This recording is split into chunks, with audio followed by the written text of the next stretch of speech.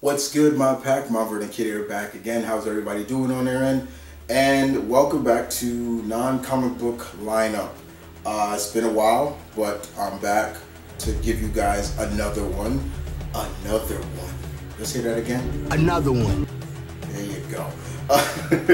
So here I am, guys, to give you another lineup. And today on this lineup, we are doing the Great 10 from DC Comics. I found my old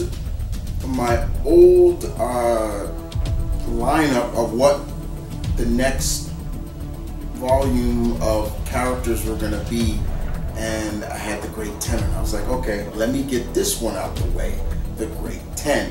So the Great 10 from DC Comics is a superhero team that was sponsored by the People's Republic of China. They're a Chinese-based team in the DC universe, and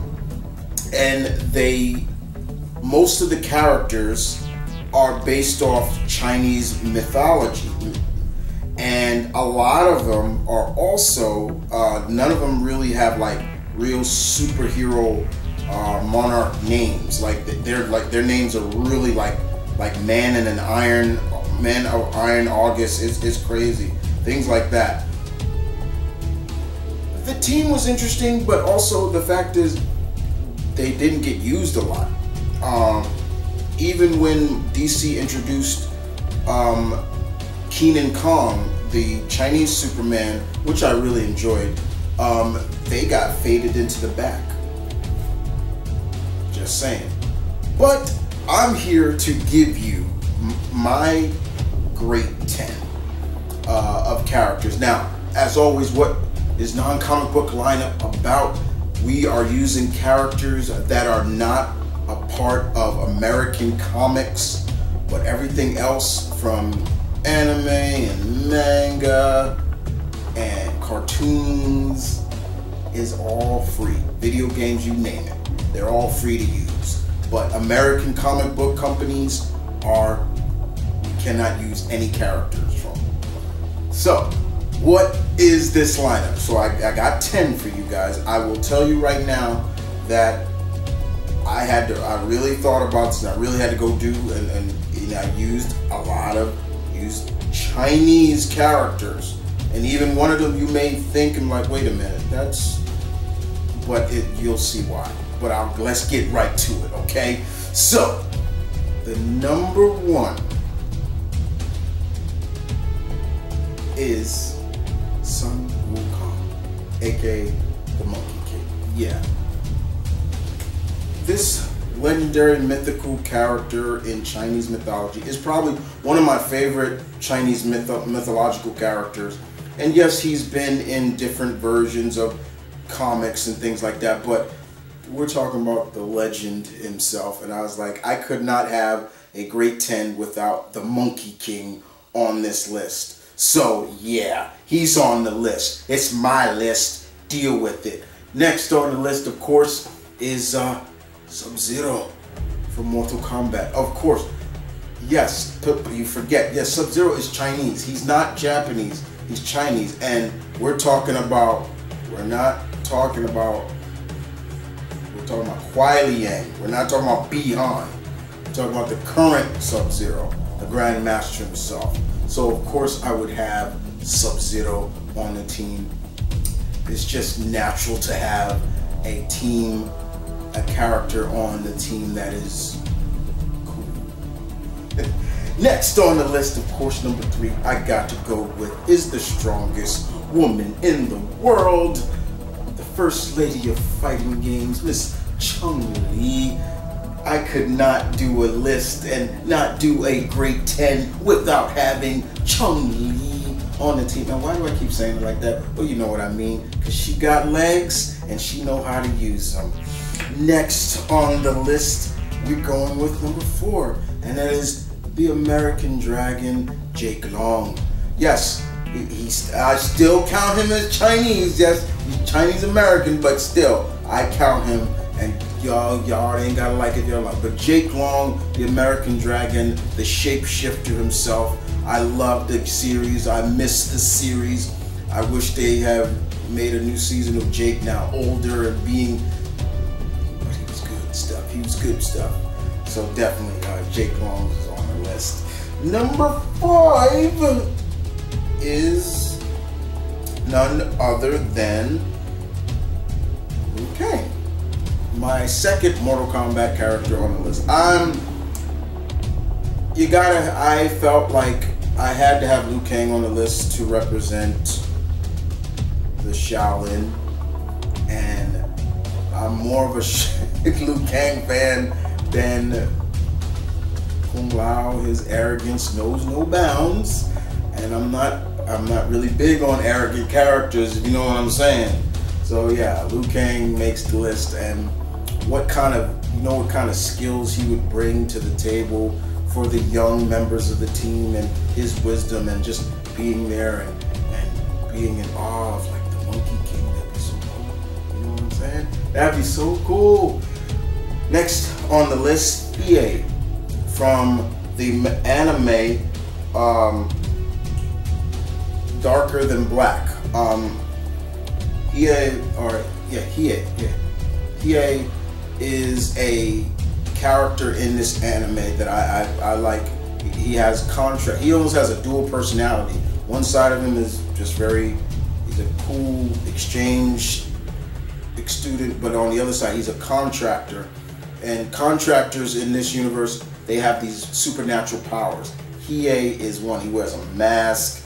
He's kind of cold a little bit, but he's got these dark force powers. It's really cool. It's a really good anime. You should check it out.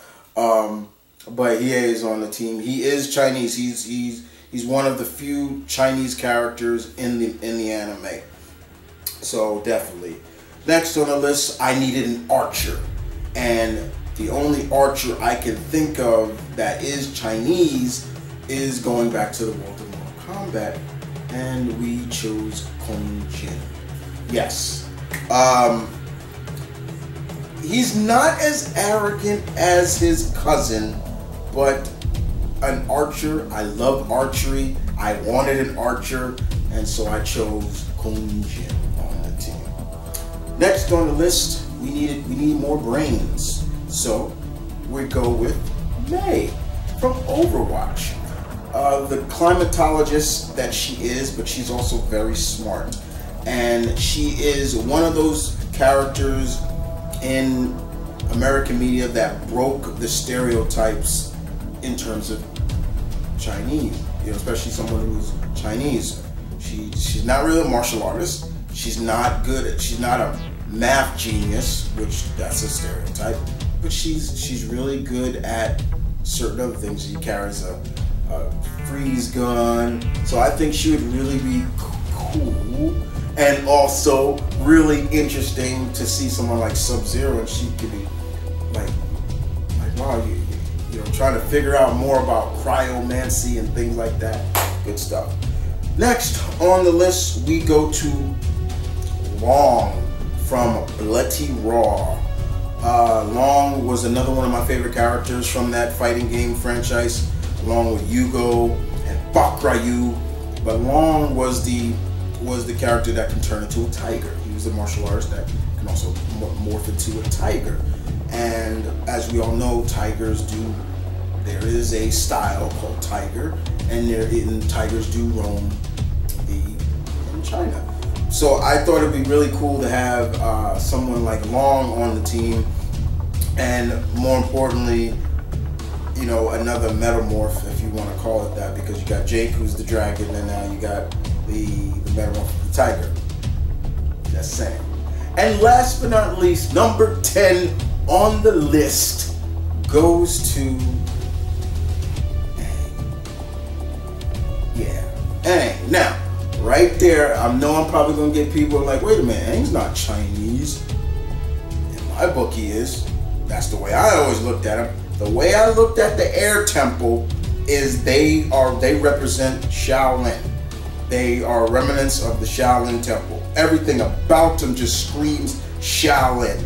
And in my book, and if anything, Aang is a young Chinese boy. That's who Aang is. So, but if you don't like it, that's fine. But to me, Aang is a Chinese boy. The Water Tribe are Inuit people. The Fire Nation Chinese, and the Earth I always looked at as being Mongolian. That's how I looked at. That's how I felt like what they represented. So Aang to me is Asian and he's Chinese. That's just me. But he makes up number 10, and boy could he learn from people like Sun Wukong, Monkey King, people like that. I can see even Sub-Zero helping him and things like that. But this team is always going to be called on because they're basically the Avengers or Justice League of China. So whenever mainland China's in danger, these people come together. That's just me. Well, guys, I hope you guys enjoyed that. This is my non-comic book lineup of the Great 10. Now, I know some people probably say, wait a minute. How you got Aang on it? He's in comics. Wrong. They didn't start as comic book characters. They later became comic book characters. Same thing with Sub-Zero, Mortal Kombat. They started out as video game characters. Non-comic book lineup, once again, has always been you could use characters from everything else except for American comic book companies. No Marvel, no DC, no Image, no Top Cow, no Valiant, none of that. Everything else is available to you. But other than that, guys, you guys tell me what you thought about this episode of my version of the Great 10. I will be back next time with another. Ooh, we're just gonna have to find out. I'll see you guys next time. As always,